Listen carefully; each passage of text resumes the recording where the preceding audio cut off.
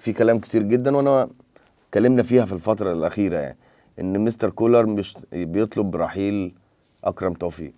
في الاول والاخر هي وجهه نظر، بس خلينا نتكلم ان اكرم توفيق من اللعيبه المميزه ومن اللعيبه المقاتله جوه الملعب حقيقي بصراحه. بس الفتره الاخيره في كلام ان في خلاف ما بين اكرم توفيق ومستر كولر.